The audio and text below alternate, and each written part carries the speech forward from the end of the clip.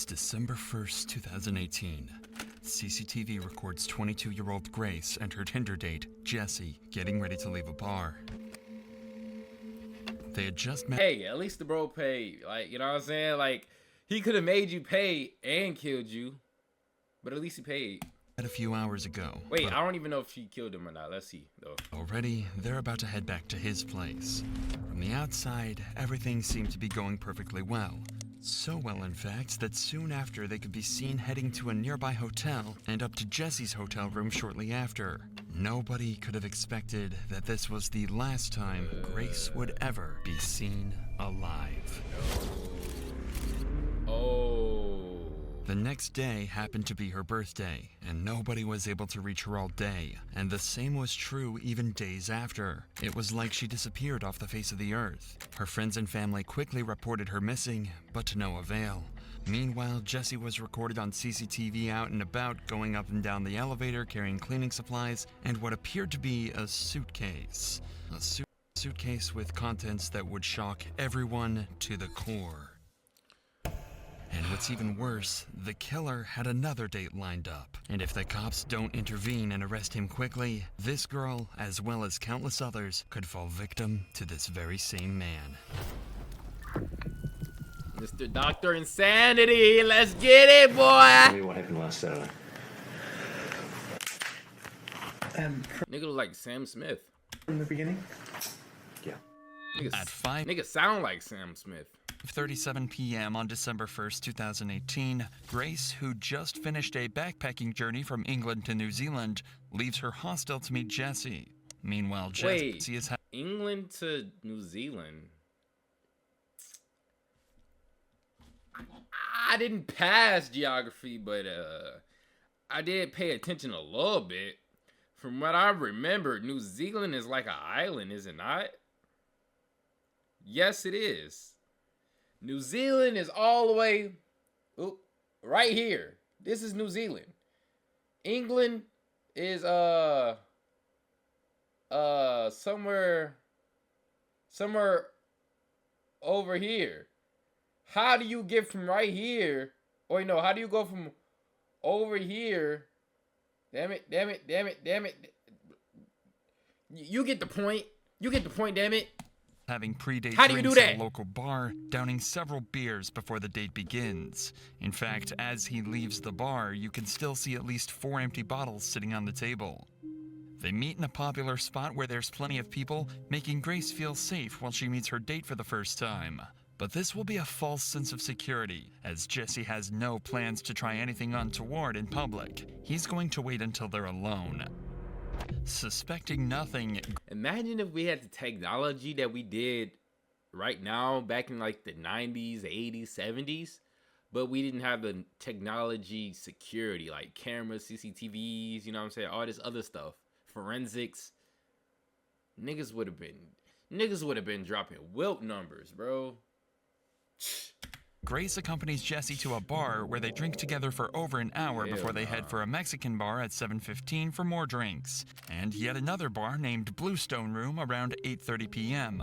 This will be where Jesse tries his luck and sees if he can get a little closer to Grace.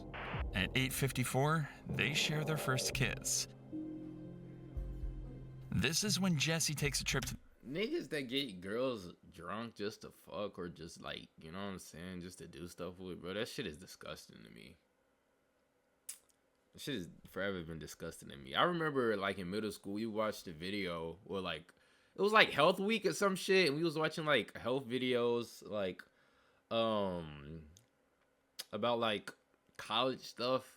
This was middle school.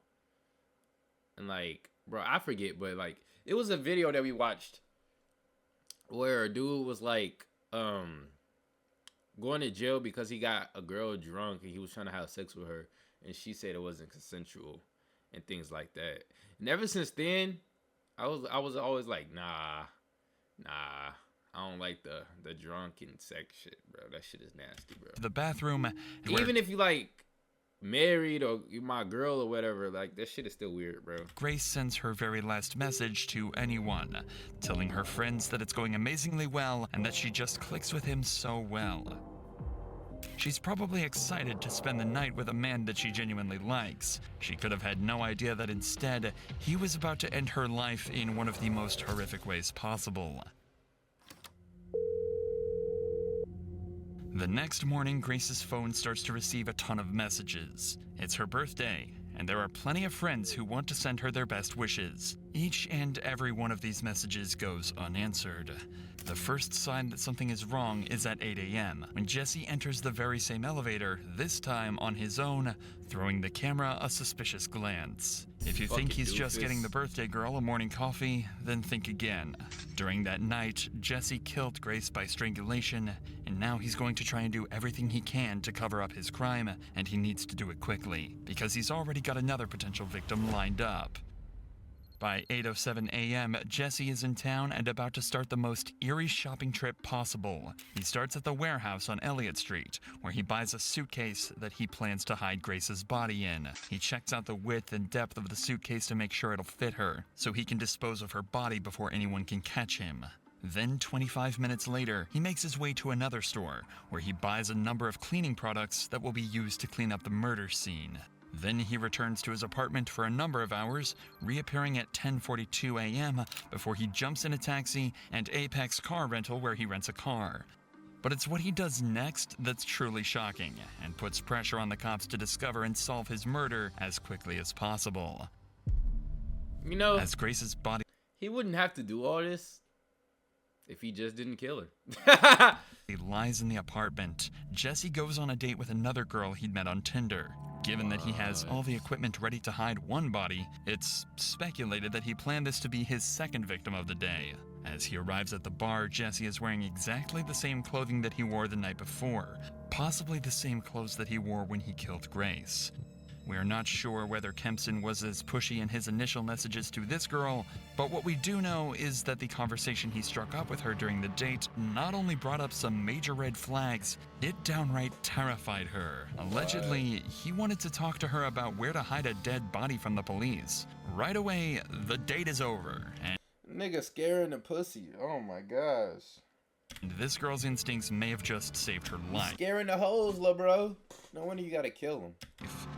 It's hard to imagine the horror that she would have felt when she learned the truth of his weak-ass jeans. What type of jeans? About the man she just walked away from, certain that he likely had the same fate lined up for her as he did with Grace. At 8:56 p.m., we can see Jesse carrying a piece of equipment back to his apartment. More precisely, it's a carpet cleaner, and he's going to try and use that carpet cleaner to try and remove any trace of Grace's presence at his apartment. He's even got 2 bottles of cleaner in his hand, making sure he's got enough to get the job done. 30 minutes later, and we're greeted with the product of all his hard work. He's about to try and hide the body. He reappears in the elevator with a trolley carrying several luggage bags, one of which is the suitcase that he'd bought earlier that morning. It's way too heavy to carry, as inside is Grace's dead body. Of course, he can't walk through the streets with this amount of baggage, which is exactly why he hired the rental car. I want to see this fucker go to jail. I want to see how he get caught too. Minutes later, he's loading the rental car with all of the baggage, ready to make the next move in his attempt to cover up this murder, hiding the body in a place he thinks no one will find it. The next morning at 7 a.m., Jesse buys a shovel and heads back to his apartment, where he collects some clothing to take to the dry cleaners, destroying more potential evidence of his crime. But he's not done there, as he stops off at a random trash can, tossing a large trash bag inside. Then Jesse takes his rental car for a deep clean, paying particular attention to the rear of the vehicle, where he had stashed the suitcase containing Grace's body. And with that, his work. They got this doofus on every fucking camera angle.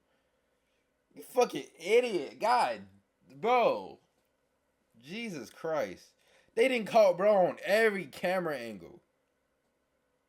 Every camera angle. Was done.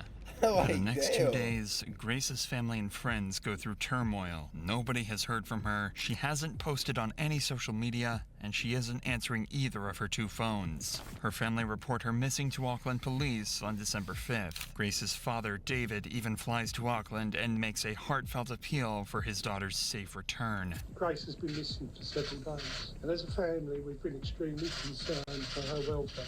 To anybody who has seen, spoken to, or come into contact with Grace come forward and contact the investigation team. With so much media coverage at the time, Jessie likely saw her father's appeal, and yet the family's pleas went unanswered. But Auckland police are about to use various methods to track Grace's last movements and find their main suspect in her disappearance.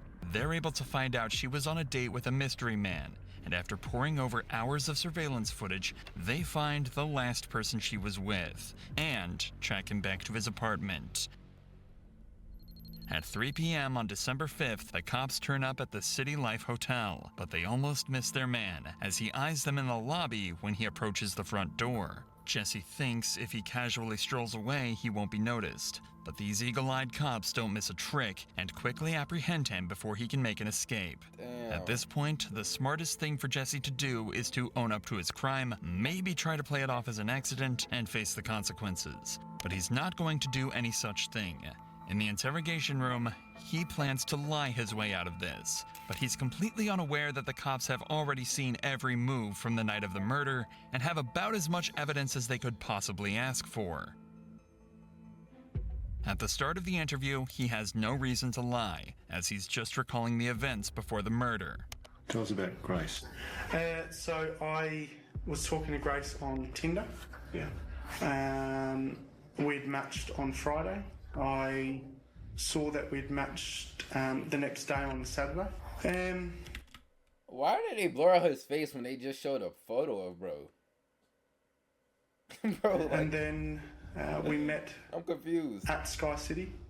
And then we decided that we were going up to Andy's Burger Bar, which is on the first floor.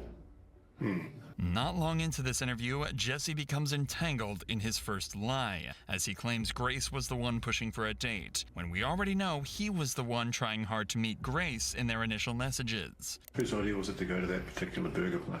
Me. Because I didn't initially know that she was real. What do you mean?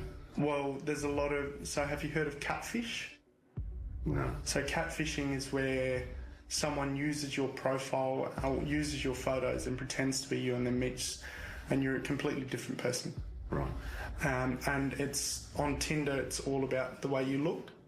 And so if they use more endearing photos, you're more likely to swipe for them. Okay. Yeah. How does meeting in a public place sort of protect you from meeting someone who's not as good looking as... Well, there's security there. So if she wasn't who she said she was, Yeah. at least in my mind, I'd feel safe.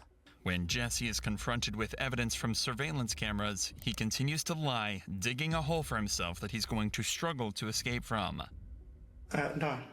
I go down Victoria Street, straight down to the bottom, and then hang a left, and I head towards the viaduct. You go to the viaduct a bit? Yeah. Yeah. Yep. You've kind of walked in a bit of a funny direction if you were planning to go to the viaduct. Well, it's the direction I normally go. Yeah. It's I mean, I'm just sort of saying, like, if you were planning to go to the viaduct. I normally go down Queen Street and then cross at the bottom of Queen Street, go through the containers, Yeah. and then walk along the wharf. Yeah. Is there a particular The fuck is a wharf? reason you were going to do that? I feel safer down that way. The cop obviously suspects something strange here. Jessie's behavior and responses don't seem to line up or make sense at all, and if Jessie is lying, it'll only take a good few questions to throw him off completely. So the cop starts to apply the pressure, sending Jessie into panic. Actually don't know if she's been murdered or not yet. She may be alive and well. Okay. But she might also be dead. Okay? And it could be that you've done it.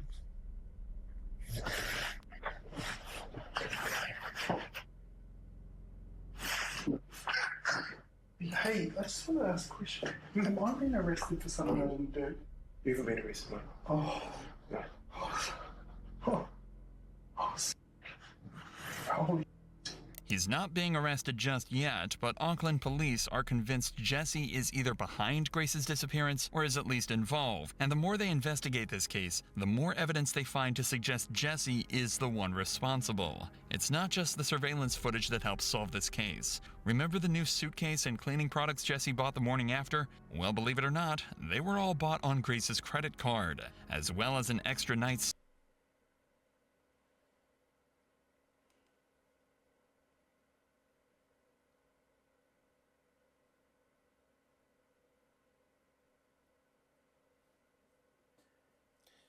I feel like niggas just be. I ain't even gonna say it. Stay at the City Life I ain't even Hotel. gonna say it. In fact, it's very possible he paid for his second date on Grace's credit card. An extra day at the You fucking stupid bitch! Oh my god, bro. Like, how stupid can you be? How stupid is this dude? Bro paid for his second date on her credit card after he killed her.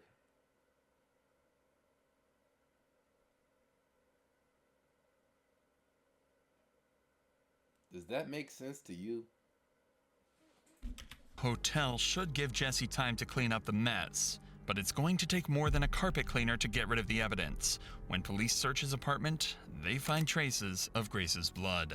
The credit card payments, the witness testimony, cell phone locations placing Grace and Jesse together, and the staggering detail found in the surveillance footage backed their suspect into a corner, and in his second interview on December 7th, they left Jesse no choice but to confess. A confession that would soon lead into one of the most interesting but troubling defenses ever used in court. Started talking to me about 50 Shades of Grey, which is a sex fantasy movie that's out. We started having sex. At first it was just normal.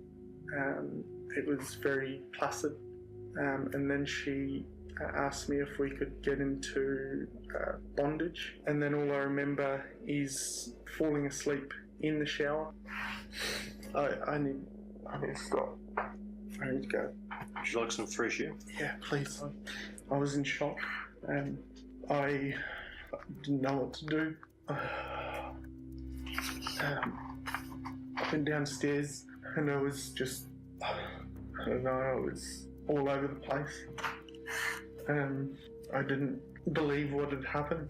I was just terrified and scared. I thought that she had gone. I thought she had left. Pathologist, specialist doctor will perform a post-mortem. Yeah. They're very skilled at establishing people's causes of death. Do you understand that? I went to the warehouse at the atrium and bought a suitcase. I went back and I was just in shock because it just didn't seem right. I left to go and get cleaning products. So I messaged a friend and said I'll meet you at Revelry. After finishing drinks with her, I got back to City Life. And the whole time I just kept saying, I'm sorry. And then I went downstairs and I grabbed the porter thing and I put the suitcase on top of the porter thing. I drove the hire car into Wilson's car park and parked it. I woke up the next day at about 5 a.m. and drove the car out to Cumu. At first I picked up a shovel from ITM at Cumu. I ended up driving towards the Waitakaris. I went into the bush, I dug a hole, I went and got the suitcase and I covered the hole and then I drove. Where is her possessions? I threw them in the rubbish. Whereabouts? Albert Park, rubbish. Right, so what items of her property have been disposed of in Albert Park? Everything. All of her clothing? Everything that was in the room. Whereabouts did you clean the car? The outside of the car? I think it was in Henderson. I don't know West very well. Okay. And what did you use to clean the car?